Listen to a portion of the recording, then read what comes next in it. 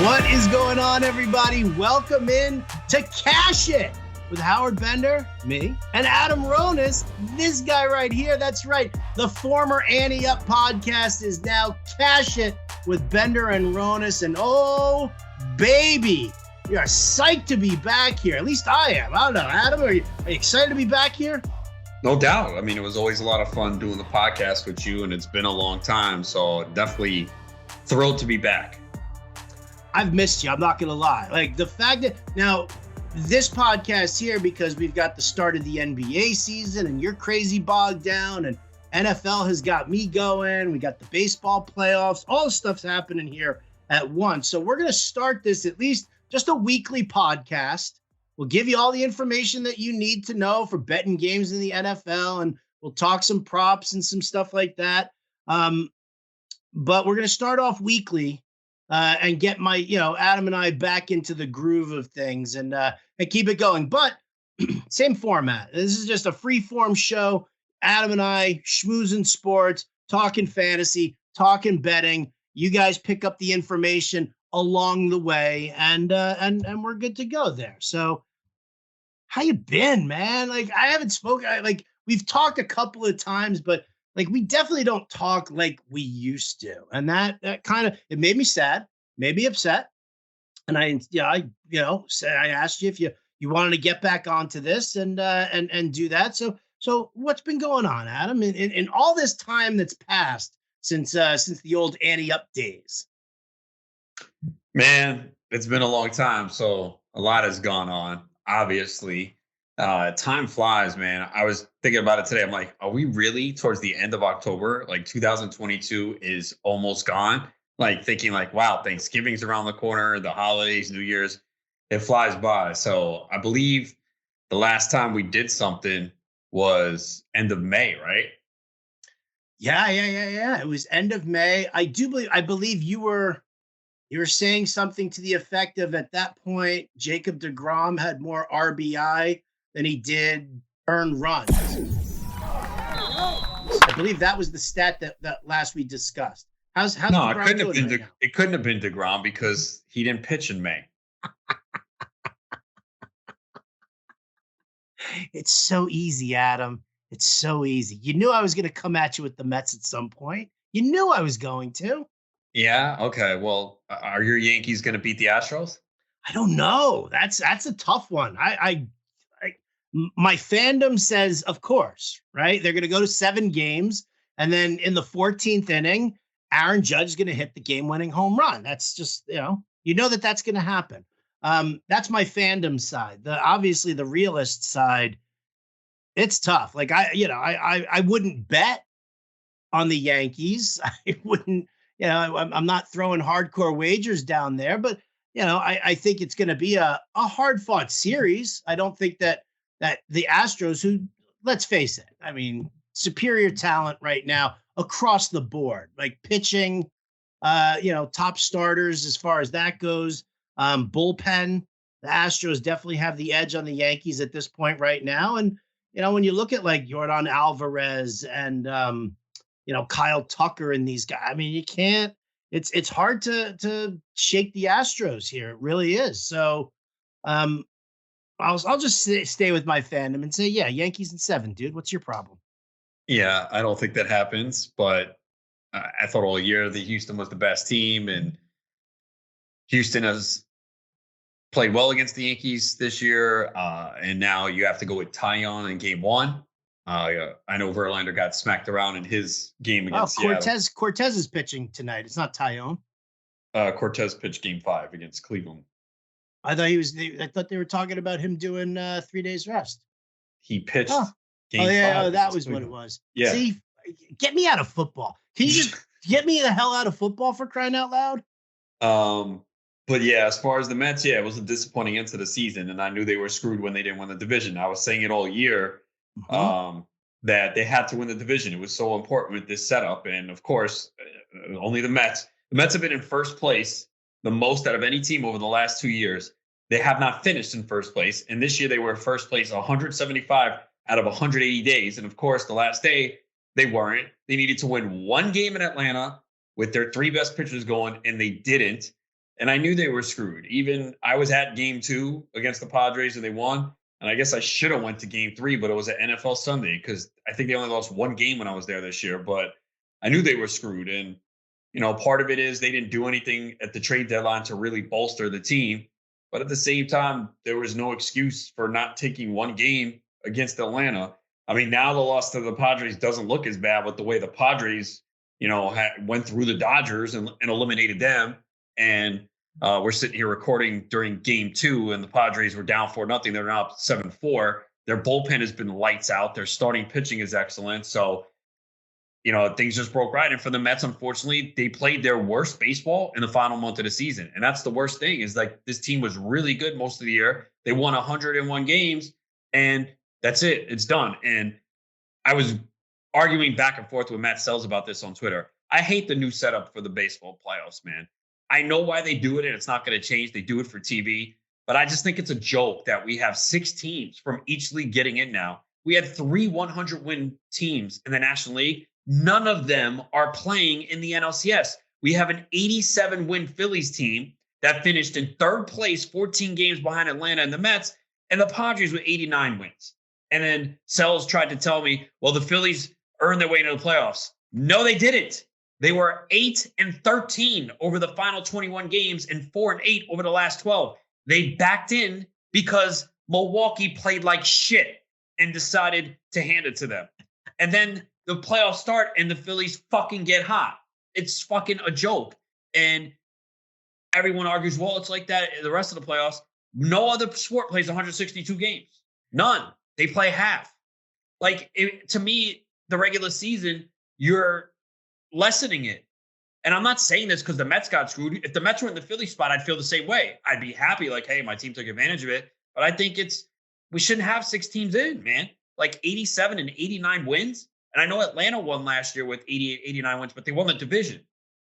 And it happens way more in baseball. You don't see this in the NBA. You hardly ever see, I know the Knicks as an 8 seed made it. I think that was a lockout year. The Rockets is a 6, but you hardly see teams 5, 6, 7, and 8 win a championship or make it.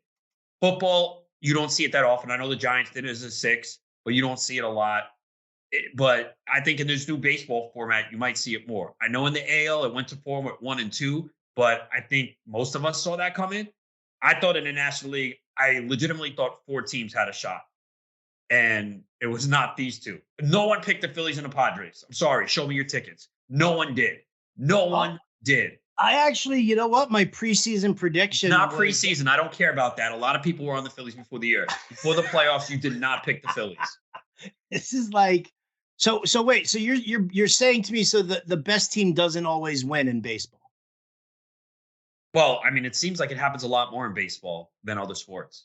Right. But so you're saying that the best team doesn't always win? But this is not even the 5th best team, man. No. I'm not talking about that. I'm just talking about the Yankees' chances against the Astros now.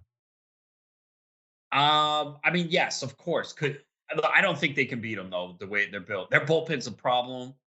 And plus, not having the day off. I mean, because Cortez now can't go till game 4, I believe. Right. Yeah, so it kind of hurts them a little bit. Again, anything's possible. We've seen it. I know the Astros swept Seattle, but 2 of those games. That first loss to Seattle, that Seattle blew that. I knew it was over then. When Seattle was up 7-5 in the 9th and Jordan hit that's it. It was over. And I thought Seattle was a dangerous team. Like if Seattle would have played the Yankees, I would have taken Seattle. Like Seattle to me was a dangerous team. That game 1 loss, and they didn't fold the next 2 games, and then they had the 18-inning game, which was absurd in game 3. So they didn't fold, but it was over. When they lost game 1 like that, that is, for a young team too, that was a devastating loss for Seattle. So I knew they were done. But to me, the American League, there weren't a lot of good teams. Like Tampa couldn't hit.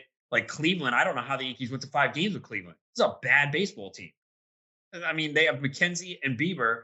They can't hit. They cannot hit at all, man. I knew it was over. When Stan in the 3-run homer, I'm like, this game's done. It was over. The Cleveland's not coming back from that. They were a product of a weak division. The White Sox completely choked this year. I know they had injuries, but there's no excuse for them not winning that division with the way Cease pitched. I know Giolito sucked. And then Cleveland did nothing at the trade deadline. They didn't want it. They just happened to back into it. They weren't good. If you go look at their record against the Central, that's how they won the division. They were not good against the rest. Like people like, oh, this Cleveland team, they're playing well in the second half. Go look at who they played. So I didn't buy Cleveland. Toronto, I didn't think was good enough. I thought Seattle could have been dangerous. They just ran into Houston. Where in the National League, you had the Braves, the Dodgers, the Mets, and obviously the Padres with their, when you have Darvish, Snell, and Musgrove and their bullpen, that's the thing in baseball, man. Like last year, the Braves bullpen they got everyone out. And now it feels like the Padres bullpen is doing that.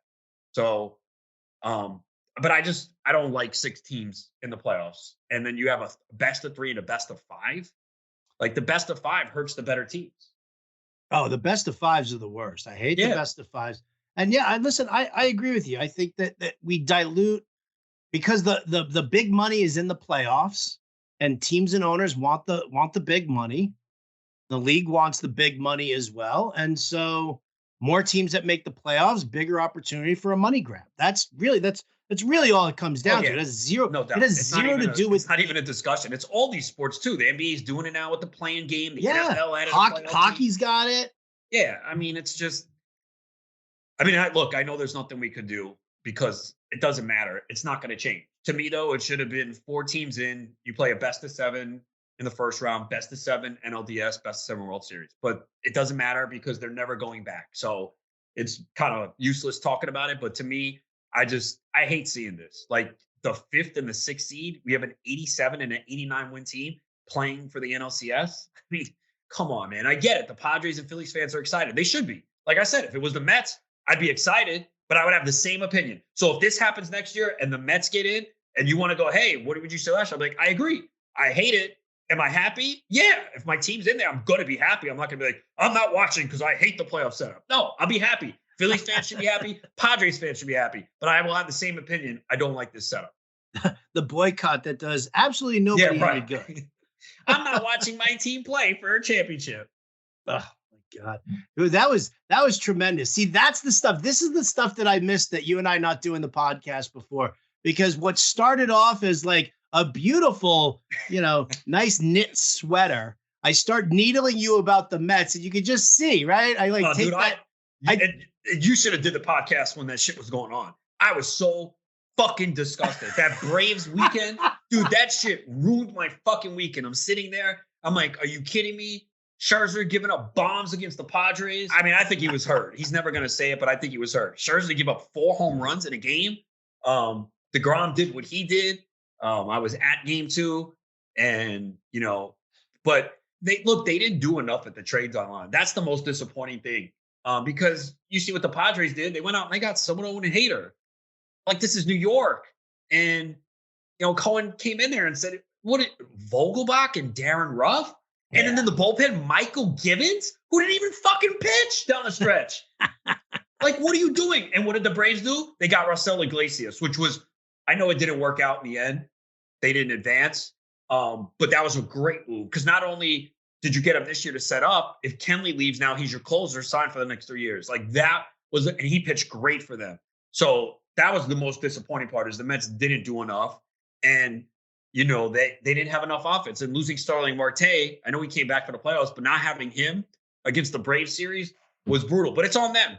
Alonso said it. We didn't lose this when we lost to the Braves. We lost when we got swept by the Cubs. You can't have that in September. You got swept by the Cubs at home, and they lost it. They had an easy schedule in September. One of those games you win. And I don't know, maybe they still would have lost in the wild card. I mean, in the divisional round. Maybe they would have lost to the Phillies too. I don't know. But when you put yourself in a spot to play a 3-game wild card series, you knew that you could lose that. And I knew going into the Padres series, they were done. I was hoping, I'm like, please let me be wrong. Come on, do this. It's a new season. But it was hard to have optimism after seeing them go out there and just be embarrassed by Atlanta. That was just, it was unbelievable. So it sucks because like most times you would go, wow, they had a 101 win season, second best ever. What they did so many good things, played well, had a lot of wins. And you really can't look at it like that because you got all these free agents too. How's this team going to look next year? It was just really, really disappointing to like basically have a great 5 months and then have it ruined in the final month of the season. I got to tell you, it's probably pretty good that we weren't doing the podcast during all of that because, I mean, that, I don't know if you would have been able to handle that much needling from me as it Nah, I was would have all fucked you going up. on, I would have just fucked you because up. you know how I feel about Mets fans in general. And not you in particular, but there's a little splash of you in particular in there. So I do like to kind of needle things as they as they go through, especially when when it's a fan base like the Mets, who's like they come out of the gate white hot and talking. We're the greatest. It's like the greatest team that ever walked the planet was suddenly in Flushing, Queens, and so to see it kind of unravel like that, like the sweater I'm just pulling, like with you, like you're a sweater right now, and I'm pulling that thread. I'm pulling that thread until you start spouting F-bombs left and right. And there you go. Now you're just a big ball of yarn sitting there on the on the floor. Oh yeah, you know what else I'm fucking pissed about? No, listen to this. I just peed a little. I don't know if this is a Mets policy or MLB. So when tickets went on sale, I got tickets to game 2 of the wild card and game 3 of the NLDS if they made it, because it was a Saturday, and Saturday's perfect for me to go. So I was like, okay. So I buy the tickets and they say you get a refund if you don't advance. You don't get a fucking refund until 3 weeks after the World Series is complete. Why can't I get my fucking money now? Why do I have to wait? You guys aren't playing it. You have to wait until nothing's going to change. They're not playing. Give me my fucking money now. Why do I have to wait till late November? What kind of bullshit is that? Listen, you know what? Steve Cohen knows what he's doing with money. I don't know if that's the Mets policy or MLB. I mean, I know I bought the tickets from the Mets, but I don't know if every MLB team did that. Like, I don't know. Hit me up on Twitter at Adam Ronis. If you got tickets for a team that didn't advance and you're waiting for a refund, do you have to wait until 3 weeks after the season ends? Like, it's ridiculous. Do they think I'm going to forget? Like, yeah, maybe he'll forget. We won't, credit his credit card. I'm not going to forget. Fucking call your asses up. I want my money, man. Well, with that refund that you're going to get, or, we assume you're going to get, if you had to slap it down on your pick to win the World Series, Astros are at plus 140, Padres are plus 320, Phillies are plus 330, Yanks are at plus 350. Where are you putting your money? Astros. Right? How in the world do the Astros only at plus 140? Like, I feel like the Astros should be even money at best. Yeah, with the way they played, winning 106, you look at that rotation, the bullpen, breeze through. I mean, not breeze through, but they did sweep, but it wasn't easy. I mean, Seattle did give them a battle, man. That game 1 was insane, man. But Alvarez is just a stud, though. And hit two big home runs, and then Jeremy Pena with the big home run. It was, yeah, they're a really good team, man. And I don't know, man. I start to think, I'm like, damn, do the Padres or Phillies have this magic or something with the way? I mean, look, people talked about the Padres before the year. It's just that, and then Tatis got suspended. So, because at the trade deadline, people were like, oh, bet the Padres. Look at this. They got Soto. They got Hader. And at that time, we thought Tatis was coming back. Because I thought, like, dude, we didn't talk. Man, Tout Wars, I had like 120 points, right? And I was battling with Mike Gianello. We were both in the plus like 120. I was like, okay, cool, man. I'm going to get Tatis back here around August 13th or whatever it was. You and I actually, we didn't record, but we did have a conversation about this. Yeah. And I'm like, oh, I'm going to get Tatis back. My number 1 pick who's been out all year. I got 120 plus points. This is great. As soon as it was, because we were in Canton, Ohio when it was announced. That's why. Yes. Yeah, we were at the Expo. Yeah. So that was like August 12th or whatever. So we were at the Expo. The news broke. I was talking about it right when that news broke, bro. I am not kidding. I don't know if it's coincidence or not. My team absolutely fucking tanked. I got as low as 80 points. I went from 120 to 80, and I'm sitting there like, holy shit. I did wind up.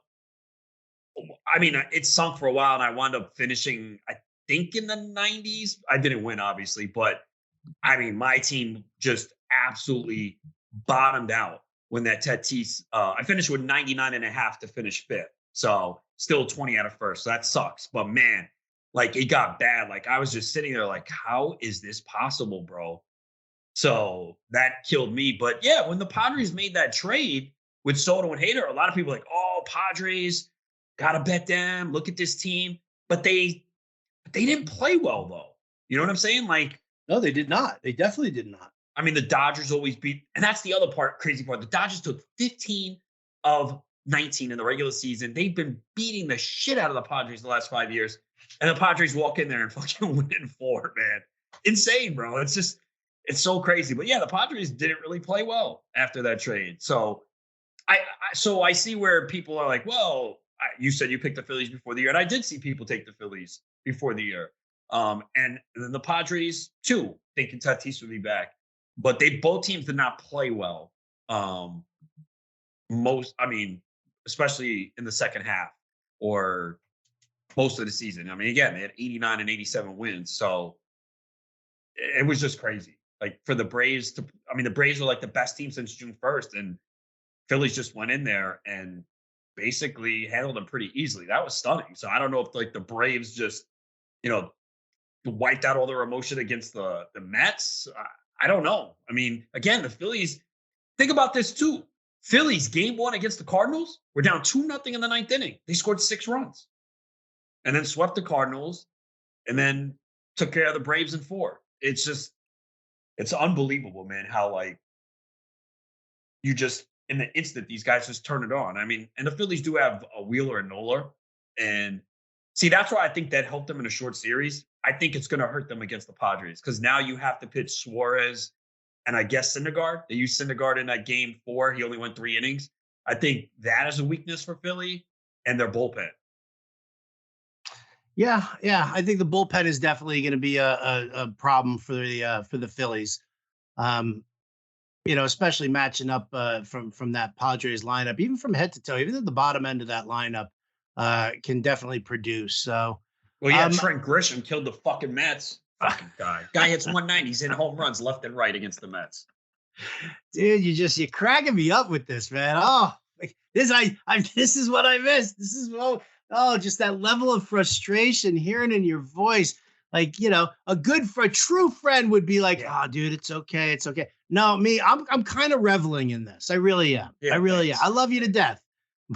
I'm definitely reveling in this a lot, especially, listen, you know me, I go back and forth with Mets fans on a regular basis throughout the year because there's so much hyperbole, like dealing with people who just refuse to look at their team objectively. Like that's what I respect about you. You can look at your team objectively and say what your strengths are, what your weaknesses are. I know when you're speaking like a fan and when you're speaking like a true analyst, right? We've had those conversations before. So, but for the most part, the majority of people who I deal with on a regular basis are like just fans. And it's just, it's unbelievable. So, yeah. All right. So you got the Astros. You're picking the Astros to win it all. Yeah. It's so unfun, but all right. I got you. I mean, listen, what I like about the fact is that it's plus 140. So at least you're turning a decent profit on it. Right. Instead of it being like a minus 110 or a minus 115. I like the fact that it's plus odds here. I might sprinkle a little something on my Yankees just for the fun of it, but I'm afraid I might jinx them too. Yeah, and we're talking about this before game 1 of Yankees-Astros, so that price could change if the Astros win game 1. If they lose game 1, oh yeah, by the time you guys hear this. All right, well, so there you go. So Adam says the Astros, and we'll just kind of move on from there because those games are going on now. Let's bounce over to the stay on the hardwood here and talk a little NBA. I'm not an NBA guy, but season is just starting up this week. We've got, there's plenty of excitement. I'm sure that you're, handicapping games. I'm sure that, you guys are all, neck deep in DFS, and I'm sure you guys are doing a ton of props. How excited on a level of 1 to 10, 1 being you're the Mets trying to look in the playoffs, and number 10 being you're the Astros, the favorite to win. On a scale of 1 to 10, how excited are you for the NBA season? I mean, it's got to be 10. I mean, it's just, the start is always tough because, still got baseball playoffs going on. NFL always takes up a lot of time. So it's always rough early on, but definitely glad to have it back. It's one of my favorite sports to bet and look at player props. So taking it easy early on, though. Like there's 12 games here on Wednesday, and I didn't find a lot that I like as I was going through it. Opening night was Tuesday, and I had Embiid over 3.5 assists at plus 135. He had 5, so that worked out. I was on Philly, though, and they lost. They played really poorly in the fourth quarter and turned it over a lot. So, yeah, I mean, kind of going to take it light early on, kind of see where the value is. Some of these props the market has assessed properly right now. There's always a few guys they're off on. So I'm trying to find who they're off on and, ride that for a while. A couple of years ago was Jeremy Grant because he changed teams and went from a bench player role to starting minutes. And the books took a long time to adjust to that. A guy that I was cashing in on and wrote up a lot last year was Jalen Green from Houston. And looking at his props for Wednesday night, it's 22.5 points and over 3.5 threes at plus money. So I didn't take it, kind of like it, but I'm like, it's kind of about right. He had a great preseason. So I'm kind of just looking for things that maybe the market is off on a little bit. Tyrese Halliburton could be one of those guys. I talked about it on the Better Sports Network, and I didn't play it. I think his prop was 25.5 points and assists. And I kind of like the over. I didn't play it. And with 2 minutes left in the first quarter, he has 10 points and 1 assist. So it's looking pretty good so far, but I didn't play it. So kind of just eyeing things here. First few days, I'm not going to go too heavy. And then trying to figure out, okay, where are the books wrong? Where's the market wrong on what player so far? I will say this, man. So I don't know how closely you saw this. Did you see the DraftKings boost for Justin Herbert on Monday night? No, I didn't see it. Okay. I mean, because I saw it a lot on social media. So I get the alerts. I usually stay away from them because I don't trust them. So this one was Justin Herbert to throw 1 touchdown or more, plus 100. It went from minus 800 to plus 100. Max bet $25. You would have taken that, right? Yeah, probably. So it's the first 26 of his last 27 games. He hit that. He didn't hit it Monday night. That's like your friend telling you to bet on Nick Chubb's longest run from scrimmage over 18.5 yards, and you say you bet it, and then all of a sudden Nick Chubb only runs for as long as his 18. So I miss it by a half point. Kind of like that. Yeah, just like that. That was a prop I've been writing for a long time. Of course, that was the week he doesn't fucking hit it. See, that's why you keep this shit to yourself or publish it. Because, someone and they're like, oh, yeah, that really worked out. And then there was another DraftKings boost when Baltimore played Buffalo. Josh Allen over 1.5 touchdown passes. I was like, oh, yeah, I'm taking this one. I mean, I didn't know about the weather at the time. He didn't hit that. So tonight's Wednesday night, Kevin Durant, 20 points or more. And I was like, I'm not doing it. I did it. So if it doesn't hit, I'm done. I'm done if it doesn't hit. They're not going to sucker me anymore. And usually I don't like them because, there's a few. These other ones I didn't play. It was. Look at you. They're fish hooking you in. Well, look, come on. I went over it. Durant has been under 20 points like 2 times in the last 30 games. And it's opening night against the Pelicans. So if he scores 19, I'm done. But this one was a joke of a one. It was Miami. Who was it against? Was it Miami? I got to find it, man. This one was like really bad. I didn't play this one. I'm like, yeah, I'm not doing this. It was Miami against, I think maybe week 4. Hold on. I got to find it. Miami Bengals, that Thursday night game. Okay. This one was Jamar Chase, 40 yards or more. Tyreek Hill, 40 yards or more. Jalen Waddle, 40 yards or more. That's got to hit, right, Howard? Well, I mean, just receiving yards or longest pass? No, They have 40 yards or more for Tyreek Hill, Chase, and Waddle. That's like, Yeah, I would have bet that. Jalen Waddle finished with 39 yards. I didn't play that one. I'm like, that's too much. But that's the thing. They like when I see shit like that, and I'm like, it's got to be fixed, bro.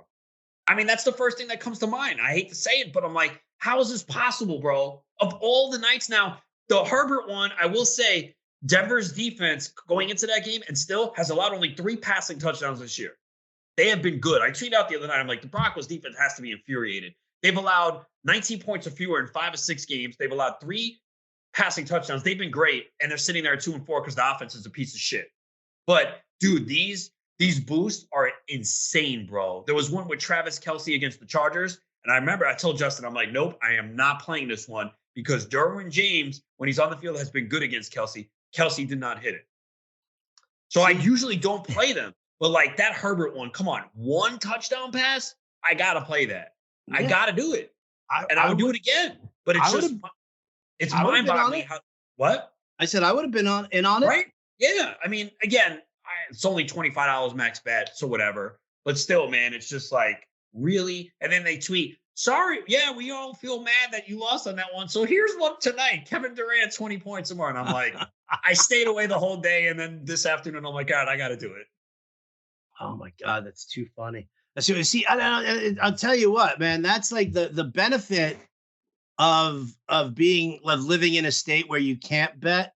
And, anybody who knows me, I do bet, but I bet through a friend of mine, right? And he takes care of it all for me. But I give him my picks and I leave it at that. So I don't look for the boosts or varied props. Like I'm not, I'm more of a straight game better than I am a prop bet guy or especially like in-game betting as well. I don't do that either. But like if betting were legal here, like I'd get hooked into those also. Like, I'd be talking to you or John and Pemba or James Grande, and you guys will talk me into something. I think there's one website that calls it the taco, whatever. Like all that, all that shit. Those are gimmies, man. I think I can't play Prize Picks in Jersey. It's not legal for some reason. But I think the one last time was like Curry over half a point. Like, okay, come on, man. As long as he doesn't get hurt, that's a no-brainer. They used to give some no-brainers like that. Like they used to have like for every 1,000 people that bet on the total, it's going to go down a point. And then you get like an NBA game where the total's like over 10.5, like it gets bet that much. Like those are freebies. I mean, the Herbert one's not a freebie, but again, you look at the track record, it's like, okay, he's done this in every game except one in the last 27. Yeah, I think he'll get 1 touchdown, and then it doesn't happen. And it goes to overtime, and it doesn't happen. I was like, you got to be fucking kidding me, man. You really, like, come on. Oh, my God. All right, so you're playing, like, did you do any NBA futures at all this year? Like, where do you see it ending up? Obviously, you've got some of your favorites. No, not for the championship, man. I think it's wide open, and it's different on a lot of books here. Boston was favored for a while, but then they had the whole coaching change with Udoka going out. So that concerned me a little bit. And Robert Williams looks like he's going to miss quite a bit of time. So no, not for the I just think there's a lot of different teams that can win. So I'm going to wait in season to see if I see anything. I mean, I think Golden State has a really good shot again. They're not going to push their veterans in the regular season. They have a lot more depth, though, and they have some really good young talent. So they might not tear it up in the regular season, but they're going to be dangerous in the playoffs. I think Denver has a good shot because they got Jamal Murray and Porter back to go with Jokic. The Clippers are like among the favorites at the books. And they have a very deep team, but obviously it comes down to the health of Kawhi Leonard and Paul George come playoff time. And the East, Boston's there. I think Philly has a good shot and Milwaukee. So to me, there's no clear cut. Yeah, this is the team. So I kind of want to see it play out during the season and see if anything opens up, because I think this is a real difficult year to say, yeah, this is the team that can win it all. All right, that makes sense. I can be okay with that one there. So enjoy the start of NBA, folks. And once Adam sets his sights on which props are undervalued, which players are undervalued, then we'll discuss that here on the show. And obviously, you can follow him at Adam Ronis on Twitter, and make sure that you are giving him a follow and tuning in for everything. About how long do you usually give yourself, like, for the start of the season? You go like a full, like, is it 2 weeks? Is it 10 games? Like, how do you judge really where you feel most comfortable usually to start the season off? There's no timetable. Like, I might spot something after tonight's game and see something and be like, oh, okay, let me see what's the number here. Yeah, I'm gonna go with this guy. So um there's no exact time. It's just some things you see that open up. But yeah, I mean, it's just like, it's tough with all the sports intersecting now. I'm still gonna focus. It's baseball playoffs I'm gonna watch, and then NFL Sunday. I gotta tune out the NBA on Sunday. And what I do is, once everything is done, then kind of catch up on everything that happened. So that kind of puts me behind a little bit on Sundays. Um, but yeah, I mean, I'll get into it, man. I love the player prop market and betting the NBA. So I might see something after tonight. See someone like, okay, what's the number here? Ooh, okay. Looks like actually, no, I didn't even look up his props tonight, but the Mathurin, the rookie from the Pacers, has gotten a lot of buzz, and I do see Benedict Mathurin, and he already has 10 points. I didn't even look to see what his prop was tonight because he is coming off the bench. So that might be someone that I'll take a look at and see what the numbers are, what the books put up. Right on. Okay, I can dig it. Are Rangers winning the Stanley Cup this year? I hope so. I mean, I know they're off to a pretty good start. They look exciting. So I know they're not among the favorites though. They're not among the favorites, which makes me more inclined to try to put some money on them. But I feel like I screwed them over last year by putting that money on the Rangers and Shesterkin. I don't think they were able to, like, cope with the fact that I was betting on them, and they tanked for me. Yeah, that's why you probably. I mean, I don't really like betting on my teams. A lot of people feel that way. I don't know if you do, but I don't know. I guess because if they lose, it's like a double loss. Like, oh, I lost money and my team disappointed me. Yeah. Yeah, I'm usually that same way too. It's why I don't usually draft a lot of guys from in my fantasy leagues from my teams. Certain select ones you gotta, do it. Like, I'll draft Aaron Judge in fantasy. I'll draft Brees Hall in fantasy football.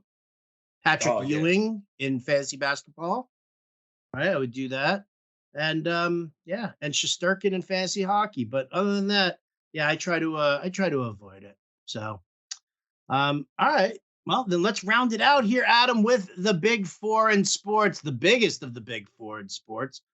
Let's talk a little NFL. You and I, we don't usually, like, that was one of the reasons. It was kind of funny. I was sitting there and I was, looking at, the games that I was going to write up for picks wise. And, I like look at the spreads on, like, Tuesday morning when they come out. And, and obviously I try to, like, do my thing and figure out which spreads look suspicious and, where I want to, kind of lean towards. And if that game's available for me to write up over at Pickswise, and I want to jump on that pretty quickly. But, like, you and I talking through the games, and I felt the same way when Craig Mish and I used to do it for Wager Alarm. It just, like, talking through the process just helps me a little bit more, having that sounding board that you or Mish used to offer.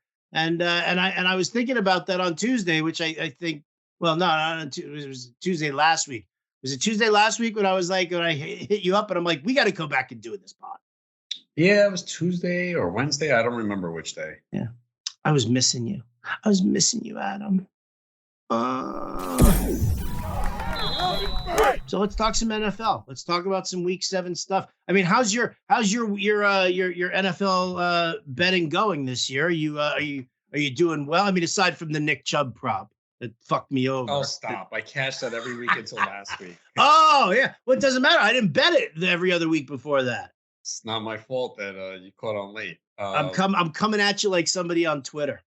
Yeah, I know, right? I bet you said it was a lock, and I bet my mortgage payment on it. Now what am I gonna do?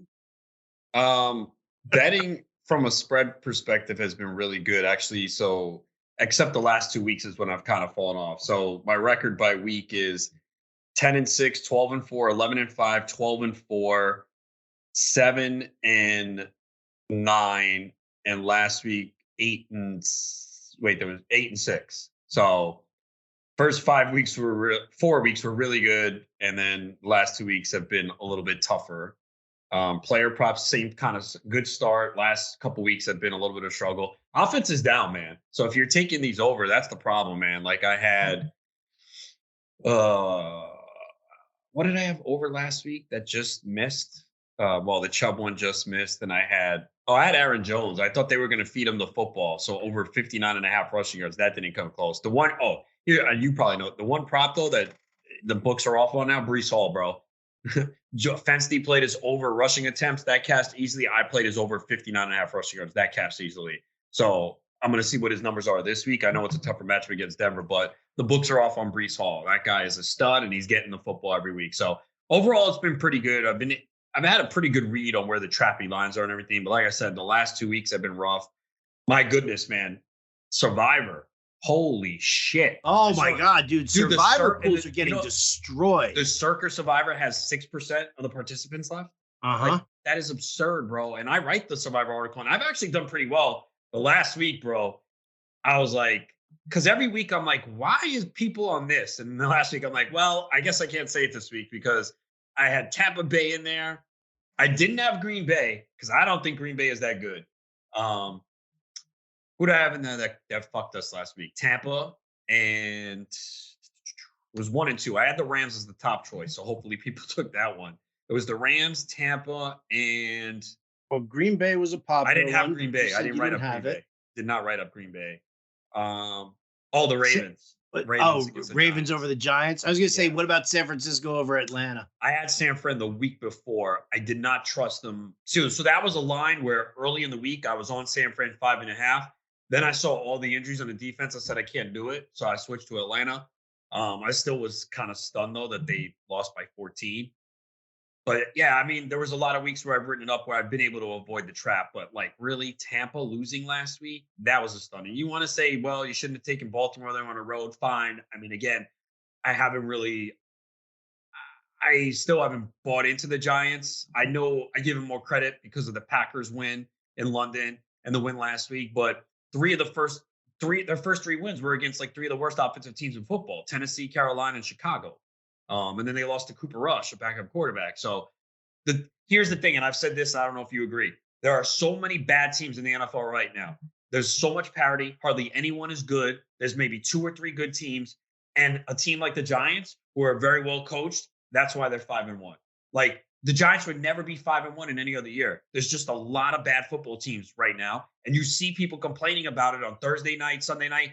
And I sit back and I go, okay, you can't have the Bills, Chiefs, and the Eagles in every primetime game. You're going to have bad games because there's a lot of bad teams in the NFL right now. And I went through this today with the Eagles schedule. I'm like, okay, the Eagles are 6-0, but have they really been tested? Not really. Like, they played Minnesota, who's 5-1, and they destroyed Minnesota. Minnesota wasn't even competitive in that game in week 2 on Monday night. And Minnesota's 5-1, and I don't think they're that good. They had to come back from behind against Detroit. They struggled to beat the Bears. They struggled to beat the Saints in London. Yet here they are at 5-1. And I look at Philly, and I don't even know if we're going to know how good Philly is by the playoffs come. Here's their schedule. Steelers, Texans, Commanders, Colts, Packers, Titans, Giants, Bears, Cowboys, Saints, Giants. Where are we going to know how good Philly is? I mean, if you're going to tell me the Giants are for real, they play them twice. I think the game in Dallas will be a test. Remember, Dallas didn't have Dak Prescott for this one. So I was not surprised that they lost at all. I was on Philly -4.5. I did not think Dallas was going to win that game because Cooper Rush was going to be exposed. Cooper Rush did nothing in the 4 games he won. He did nothing. They hit him. He managed the game, and the defense carried them. And I knew that was not going to happen in this game. What happened? 3 interceptions. But Philly is clearly the best team. But look at that schedule. We're not even going to know how. It's ridiculously soft. After the Cowboys, it's the Saints and then the Giants again. Yeah, I mean, so like, okay, so say Philly goes loses 2 games, right? Everyone's going to be on them for the playoffs, but how good are they? They haven't been tested, and I think they're good. I don't think we spoke much before the year. I had Philly winning the NFC East.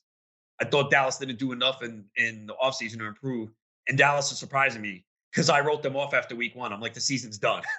I said, the season's done.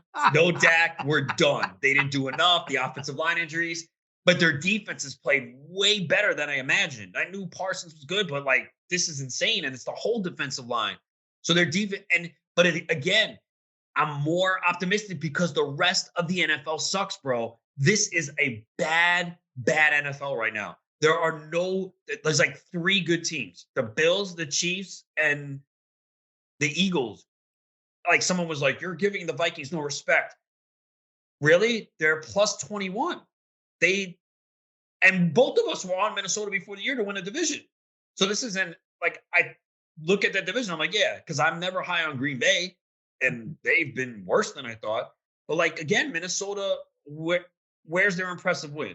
They've beaten Green Bay, Detroit by 4. They had to come back. The Saints in London, they should have lost that game by 3. They beat the Bears by 7, and they beat the Dolphins with a 3rd-string quarterback and Bridgewater coming in by 8.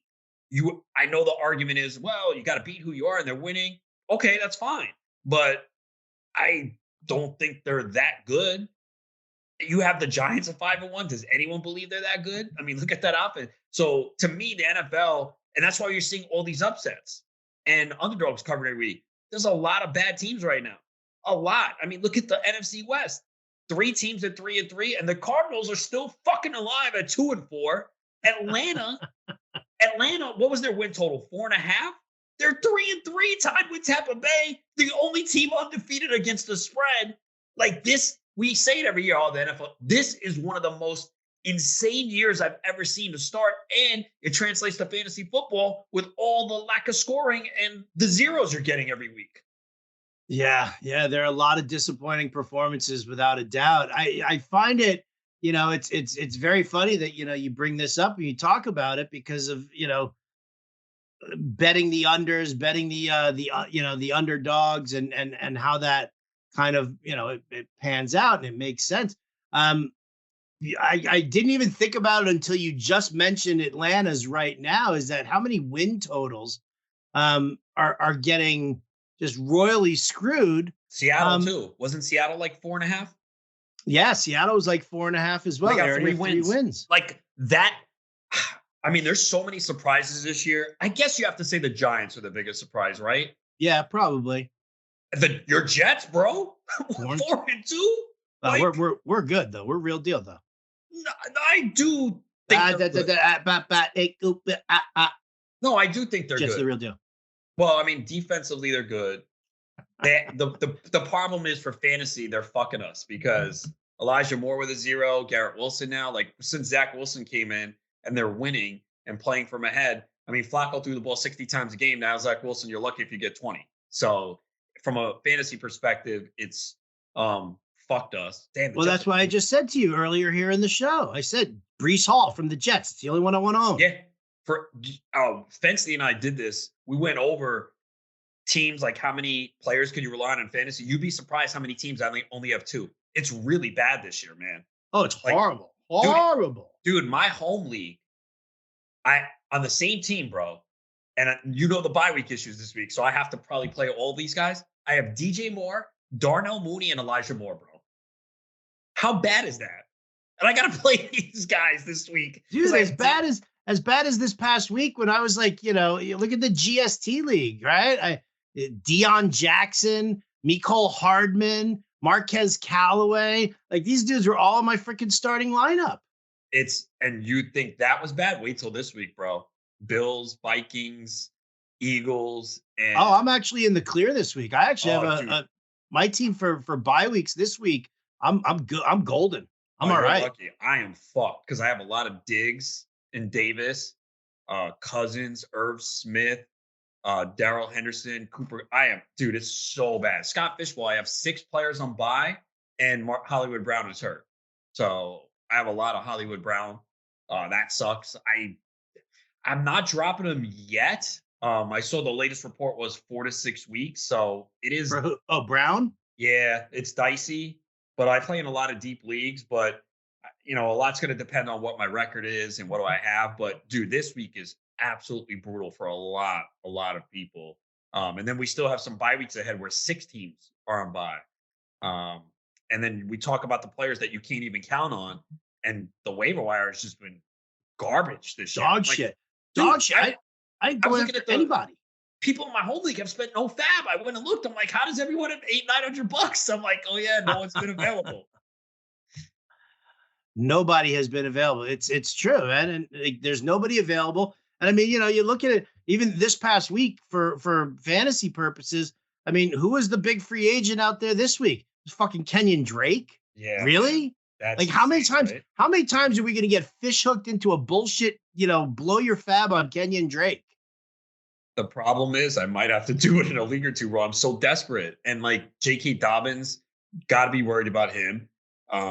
I guess Gus Edwards won't be back yet. Maybe Justice Hill comes back. But yeah, you're right. I mean, it's probably going to be a disappointment. But, there with the lack of players out there, and if you need someone to start, there is a league. I think it's still pending where I did put some money on Drake because I need someone. And yeah, I think my GST league is fucked this week. I know I should be getting Dak back. My team's not doing that well, but I'm not that far out of a playoff spot with points, but I'm 2-4. I had Dak get hurt week 1, Pittman sit out week 2, and I played Justin Fields. Then I picked up Mariota, finally got Geno Smith. And then of course, the last week, it was the second week I had him and he didn't have a good game, but I thought he played well. He made a lot of good throws and he was running a little bit, but yeah, this week, dude, I have Cooper Kupp on bye, Hollywood Brown hurt, Henderson on bye. Right now I have DJ Charkin and he didn't even practice. So I'm either gonna have to get someone on the waiver wire or start DJ Dallas, Dontrell Hilliard, or Chase Edmonds to go with Mooney and Zay Jones. Now this is a deep league. Howard knows we're in opposing leagues, but it's 12 teams, 20 roster spots. So free agency is very thin, man. So yeah, I mean, I drafted Cole Kmet and I picked up Evan Ingram and played him. He's been okay, but that's the thing, man. If you don't have a good tight end this year or a good quarterback, you're kind of fucked. Yeah, which is why in the GST league, I went Pat Mahomes and Travis Kelce. Well, good for you. Well, then I also was like, I'm going to go with the 2 tight ends because of the extra flex. I'm going to draft Kyle Pitts like an idiot.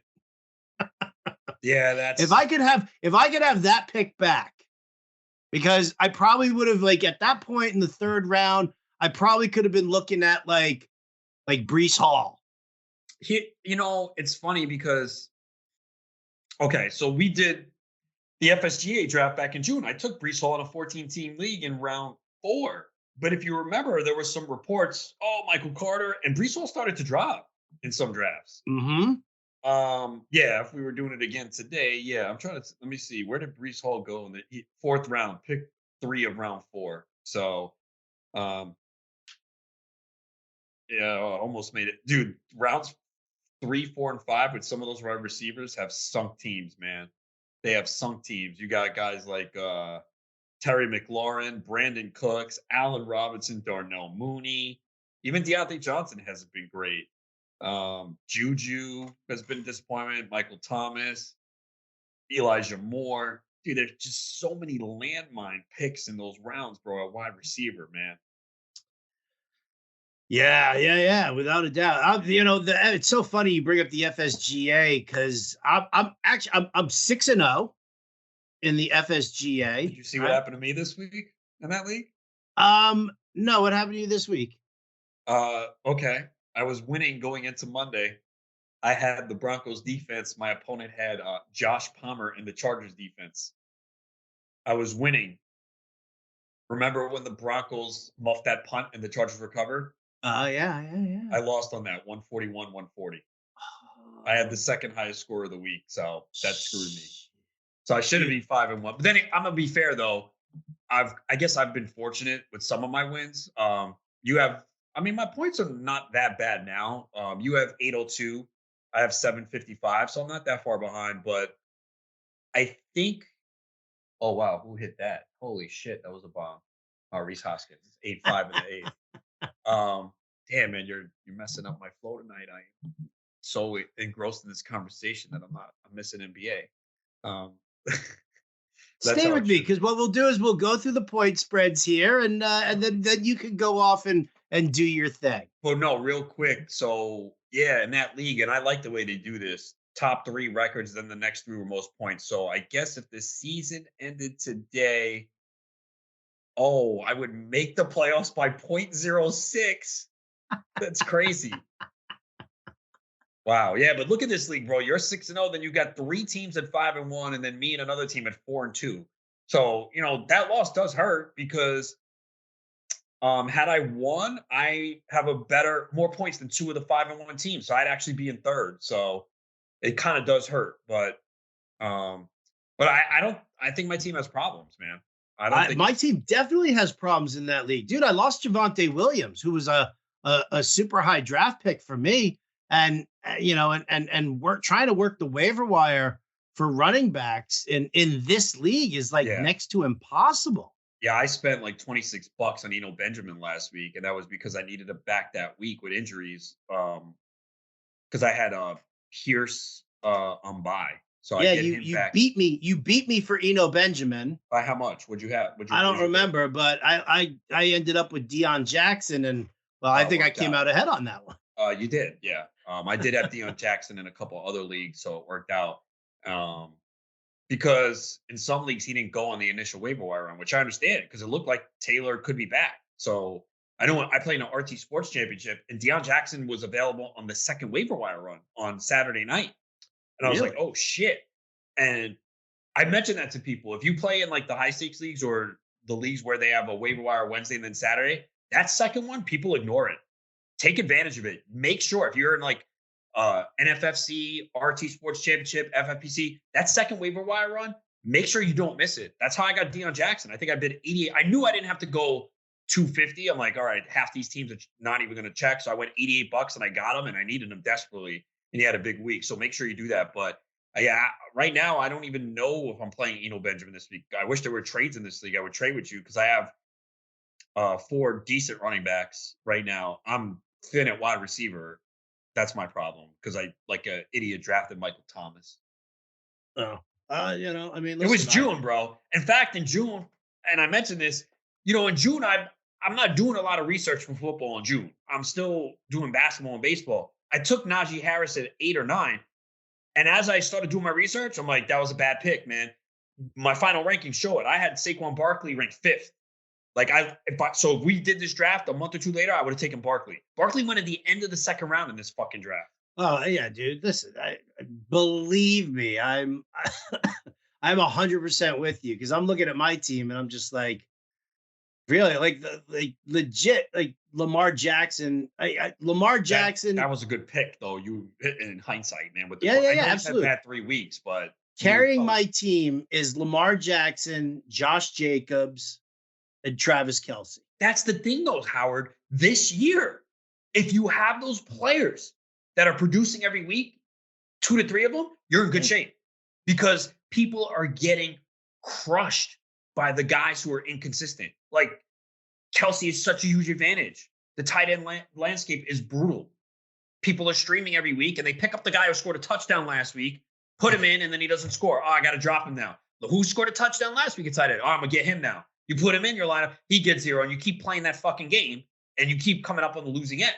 So, and then with quarterbacks, if you have, I know Lamar's had 3 bad weeks, but you have Lamar, Mahomes, Josh Allen, Hurts, like you're ahead of people. So it's amazing that you said that because that's the way it is this year. If you have those 2 to 3 consistent players, and most people don't, especially at tight end and quarterback, you're going to be ahead of a lot of people this year with the way the landscape has gone. I don't know if it's going to change. Like I thought the first 3 weeks, I was like, all right, this is still kind of preseason. No one played in the preseason. There's only 3 Okay, maybe it'll pick up. It hasn't, man. Like these offenses, Green Bay, Denver, they're horrific. Like Arizona, like they are so painful to watch. So, that's why you are where you are because you have those 3 guys. I mean, for me, it's I guess Breece Hall now and Dameon Pierce, Pittman. But there's a lot of holes. Like I look at this team, I'm like, yeah, I have Allen Robinson that I've held on to. I obviously haven't played him, but I didn't want to drop him because you saw last week there was a glimmer of hope. Now I don't know if that's going to continue, but I'm like, it's a 14-team league. I kind of have to hold him. So yeah, I don't look at this team as a great one. And this is the only league I have Najee Harris. I didn't draft him anywhere else. I was just very worried about the offensive line, and he was not going to get the checkdowns that he got from Ben last year. He was a product of volume last year. He's not an explosive runner, and it's not there now. So even last week, he scored a touchdown. If he didn't get that touchdown, it would have been another shitty week for him. Yeah, agreed. I have no shares of Najee Harris this year, none, because there were a ton of times, where we talked about the offensive line and all the other stuff going on through there. All right, well, listen, let's Yankees are up, bro. Harrison Bader hit a home run. Oh, come on, I'm taping it, man. Oh, my bad. No, you're not. On my Betamax. Really? You're gonna ignore social media and then go back to the first inning after we? Dude, you know me, dude. I love to ignore social media. Oh, my bad. I didn't know. You should have forewarned me. You know I talk. I'm kidding. You think I really? I don't know. Yeah. Some people are crazy like that. They would. I can't blame you. Like, hey, don't tell me what's happening. I'm gonna. Nah. Freaking this isn't the 80s. This isn't the 80s anymore. Oh, I'm taping. Don't tell me. No, fuck that, man. Here we go. So the one of the few props I played tonight, Jalen Brunson over 22.5 points and assists, 2 fouls in the first 5 minutes. Up, sitting down. Yeah, 5 minutes. Son of a bitch, man. All right. Well, let's pull you away from that. Let's do a quick run of the spreads for this week, especially because by the time people are listening to this, it's going to be almost time for some Thursday night football. So let's go through it, and we'll give some thoughts here and on which way we're going, and then we'll get back to it because now I gotta get to me my Yankee game now. All right, Thursday night football. The Saints 2-point underdogs on the road with the Arizona Cardinals. What you lean? This game, I have no idea. I'm going to take the Saints. The Cardinals just suck as a favorite under Kingsbury. I know the Saints have a ton of injuries, but man, how can you trust this Arizona team? They've looked like complete garbage here. I know they get Hopkins back, but I'm going to take the points with the Saints. See, and all the more reason why, like with the Saints, with the points that they've put up over the last 2 weeks, and as shitty as Arizona is, or how they've looked, I'm going to take the home favorite here. I'm going to lay the 2 points. Kyler Murray needs an ass whooping. He really does, because this dude is so afraid to get hit. It's frightening that I just feel like if he just took an ass whooping, that it would kind of soften the blow from him running scared. But I think Hopkins coming back will be fine. I'm a little bummed that James Conner didn't practice, but again, the Saints, their wide receiving core is out. I can't get behind Andy Dalton under center. Don't fucking talk to me about Taysom Hill. They got no wide receivers. They got a good defense. They've got a good like a run defense, but I'm going to take the Cards. I'm going to lay the 2 points. Sunday's games, Giants 3-point underdog to the Jacksonville Jaguars. I don't really understand this line. I don't understand this line. I don't get it. I'm just going to take the Giants and the +3, which I think is the sucker's end of this one here. Like, why would the fucking Jaguars be a 3-point favorite over the 5-1 Giants, who, granted, not a great 5-1 team, but Brian Daboll has them playing good, motivated ball. So I don't understand this line, dude. Yeah, I'm worried that it is a sucker one too, but I'll take the Giants getting 3. Yeah, that's the sucker play. Jags whip them. Oh, easily. Jags win this one by like 12. Fuck. Falcons, they take it on the road. They're a 6-point road dog to the Cincinnati Bengals. Falcons played a great game last week when they pummeled San Francisco, a beaten up San Francisco team that traveled across country too. Where do you lean on this one? This is tough. Atlanta's been undefeated against the spread. I don't know how they're doing it. They're having success running the football. The Bengals have not been very impressive. I'll take Atlanta getting the points. Taking Atlanta, getting the points. I'm take the home favorite again here, opposite you. I kind of want to take the Bengals. My initial lean was Bengals. You know what? I'm going the Bengals. You can take the Bengals. You can come back to me. It's all right. Yeah. I just don't understand Atlanta. I really a lot look of at these this teams we don't understand this year in the NFL. That's right. But they lose Patterson. Algier isn't being used all that much and often. Caleb Mariota Huntley throws 10 gets passes a game. What's that? Mariota attempts 10 passes a game. Right. Yeah. It's fuck. Right. Which pisses me off even more because I'm like, I've got a bunch of Drake London. Give me some fucking double-digit targets and some killer passing there. Never happens. But I take the Bengals here. Packers on the road against the Commanders. Packers are favored by 4.5. I think that Aaron Rodgers is a man on a mission. And I think that the Packers win this one. I think that they cover the spread. But I think it's like a late touchdown that seals the deal, not necessarily like a close game. I think Washington can put some points up on them. I dig Taylor Heineke and Terry McLaurin this week, but I don't think the Packers are going to be denied this week again. Have you said that the last 2 weeks? No, I have not. Okay, so you thought the Giants and the Jets were beating them? I said that I thought the Packers were going to beat the Giants. When it came to going up against the Jets, what the spread was like, it was like 7, right? Yeah, 7. I took the Jets. I took the Jets too. Because Aaron Rodgers in the Matt LaFleur era, the Packers have never lost 2 in a row. I hate that narrative. It's such a different team. So different. This is tough because I really don't want to back Green Bay right now, but the Commanders are awful, and obviously Heineke's in there, and they got fortunate to win against the Bears, so I guess I'll go Green Bay. Tampa Bay on the road, Carolina. Carolina's a home dog at +11. And listen, as bad as Tampa Bay looked last week, I just can't get behind Carolina in this at all. Yeah, neither can I. I mean, it's tough to do seeing that Tampa lost in Pittsburgh, but you know what? Pittsburgh is coached by Mike Tomlin.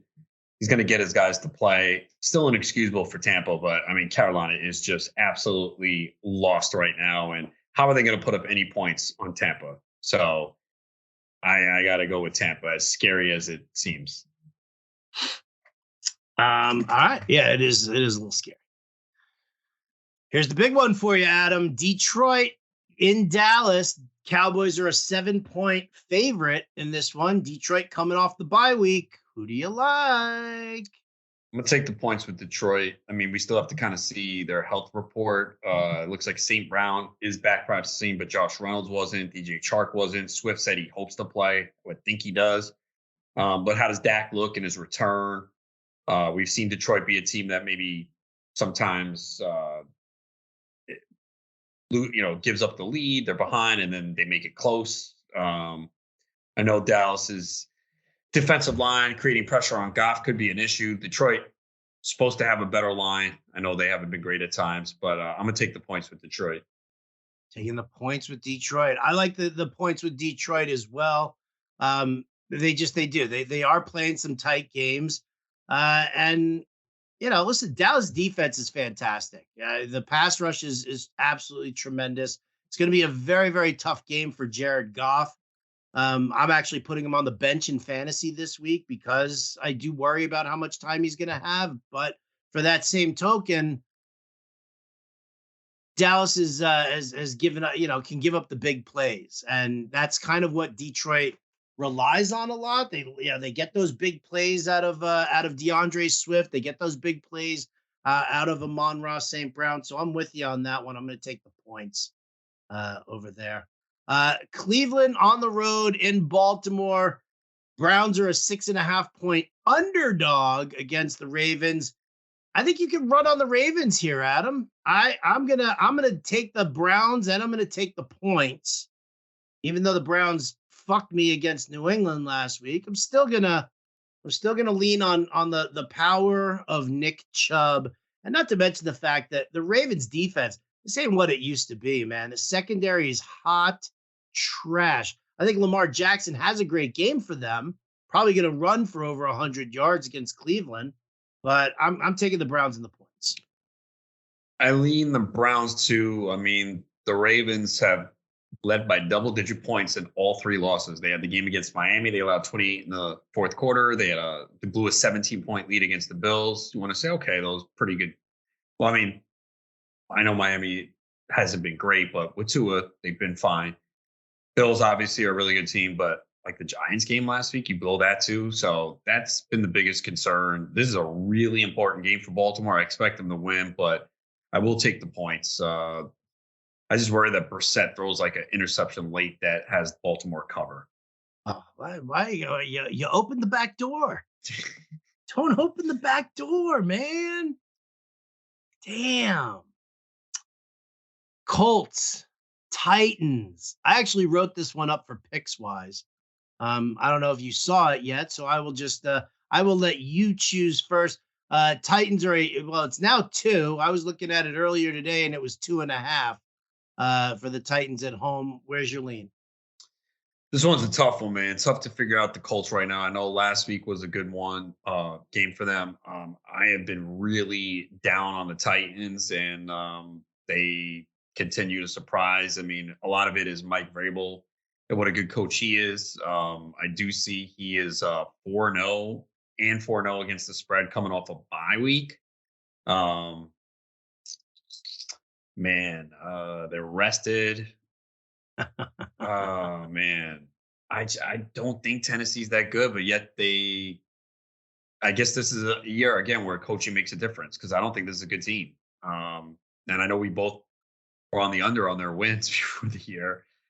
Oh man, yeah, but I mean we got the under on their wins. It was 9.5, dude. Yeah, which still could happen. It's just the division is so bad they can still win this division. Yeah. I'm torn on this one. What did you got it at? 2.5 or 3? I got it at -2.5. I took the Titans, laying the points.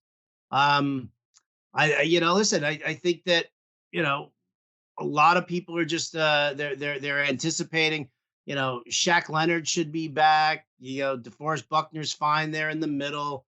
They could, they'll probably try and sell out to stop the run and force Tannehill to pass. And the Colts secondary is good, and those guys are getting healthy again. I cannot, after what I've seen from this Colts team, with Jonathan Taylor, without Jonathan Taylor, I cannot buy into what we saw from them last week. And you know me, dude.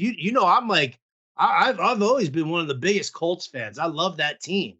But I think that they are fake. And I think that, like you said, I think coaching wins this one, and Vrabel outdoes Frank Reich all day, every day. So I took the Titans. Yeah, at 2.5, I'd probably lean the Titans. If it gets to 3, I'd probably go the Colts, but I don't feel strongly about this one. Obviously, yeah, I mean it's down at 2 now, so I don't know if it's getting up to 3. Okay. Jets Broncos. Broncos are the home favorite by a point. Might as well be a pick 'em. Where are you? Is Russell Wilson playing? I don't know yet. Let's say Russell Wilson plays. I'm going to take Denver. I hate you.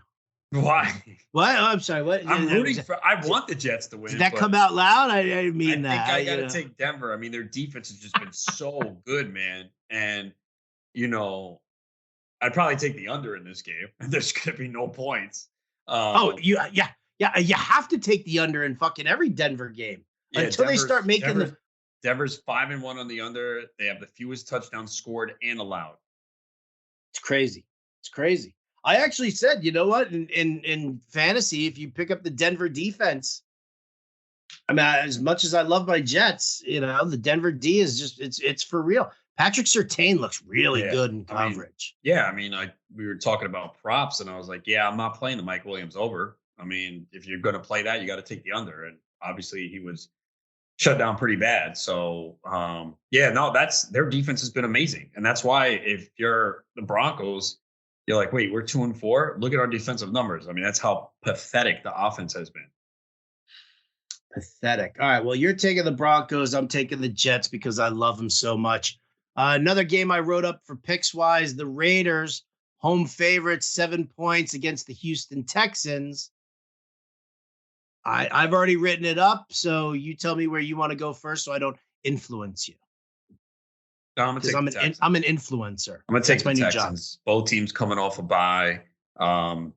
Raiders have played a lot of close games. I can't trust them to cover this number. I think they'll win, but I can't trust them to cover this number.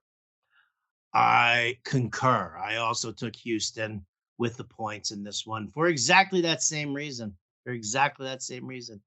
Kansas City traveling to San Francisco. Chiefs are a 2.5-point favorite on the road. This feels trappy, doesn't it? It so feels trappy. Oh, Chiefs could beat them by a field goal. And I like the 49ers a lot, but they have a lot of injuries on defense right now. Bosa being out too. So right now, I would take the Chiefs. I think the Chiefs definitely have a lot of flaws. I know I mentioned them as one of the better teams. A lot of it is Mahomes, but I have not been impressed with the Chiefs this year. I know they have 4 wins, but they beat the Raiders by 1. The Cardinals just didn't show up week 1. I thought they should have lost to the Chargers in week 2. They got outplayed in that game. But as we know with the Chargers, that tends to happen. The week they lost to the Colts, I was on the Colts. Fensty's like, dude, what are you talking about? How do you see it? I'm like, all right, I'm telling you, the Colts might not win. They're going to cover this game. Somehow the Colts won. They beat the Bucs that Sunday night, which I wasn't surprised by that. And then they lost to the Bills. Like, I don't know, man. Like, the receiving core to me is still a problem. I mean, Juju got lucky on that touchdown. He should have been tackled. He hasn't been good.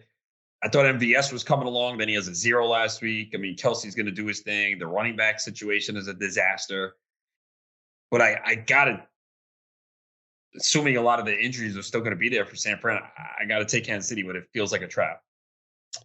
It does feel like a huge trap, which is going to put me on San Francisco because this is what I need to see. Because you got Ekubon, Armstead, Nick Bosa, they're all questionable. Charvarius Ward, Jimmy Ward, and Hufanga in the secondary, they're all questionable too. I'll say this: if Ward and Hufanga play, then I'm in on the 49ers. I could definitely see the 49ers winning this game. There's no doubt in my mind.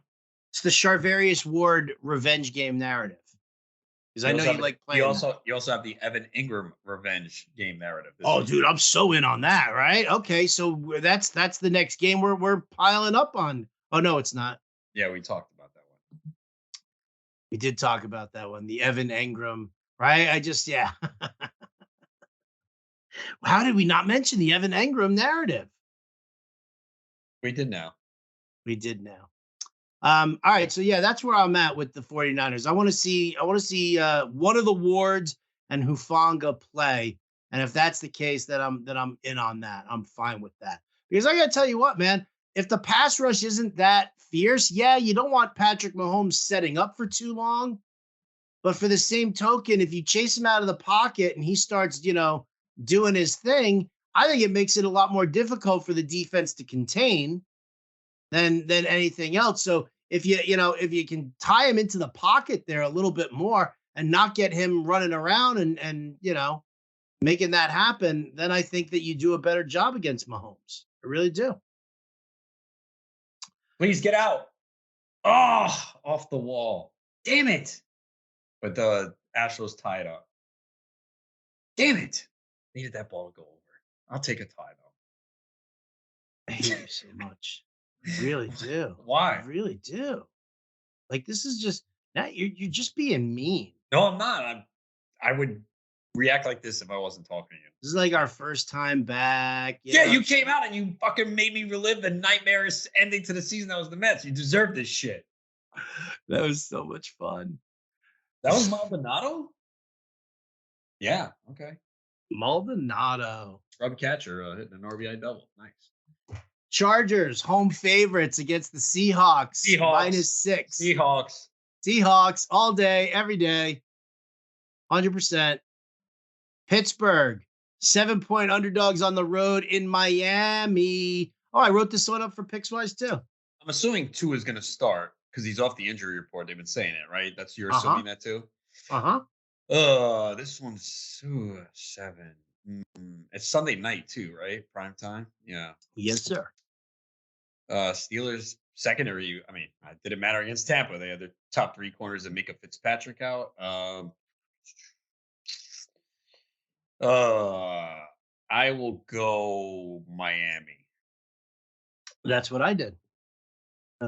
As poor Kenny Pickett and the entire defensive unit for Pittsburgh suddenly comes down with a case of the Miami flu. That's who, yeah.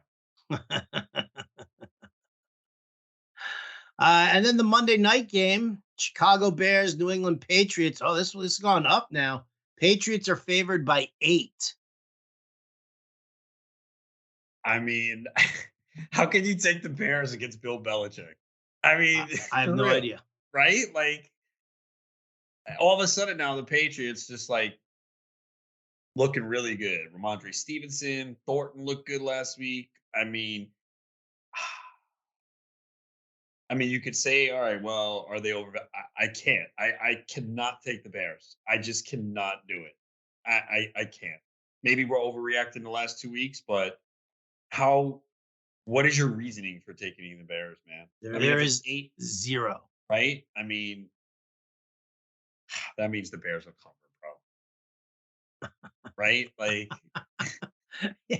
I mean, that's if you're talking Murphy's Law and we're so out on, I can hear Mish's voice in my head being like, the Bears have no reason to be in this game whatsoever. The Patriots have looked absolutely fantastic the last 2 weeks. Their defense has been phenomenal. They've scored touchdowns on defense. There's no way that Bill Belichick could lose or not cover against Justin Fields and Matt Eberflus. And sure as shit, there it is. I'll still take the Patriots and lay the 8. I can't. I think I went against the Patriots against Detroit, and then I think I went against the Patriots against Cleveland. So I can't do it again for a third week. I just can't. I know it's what's going to fuck me. I know Monday night dogs are usually good. I was on Denver this past week. I can't do it though. I can't. I can't either. And then Bill Belichick, did you see him say how great Chicago is and praise everyone? It's like, dude, you are hilarious. Right? It's like I see the mouth moving, but I only hear lies. It's all I hear. Why didn't I take the Tyrese Halliburton prop? I knew it. God, man. See this? He has 19 points and 2 assists with 10 minutes left in the third quarter. The prop was 25.5.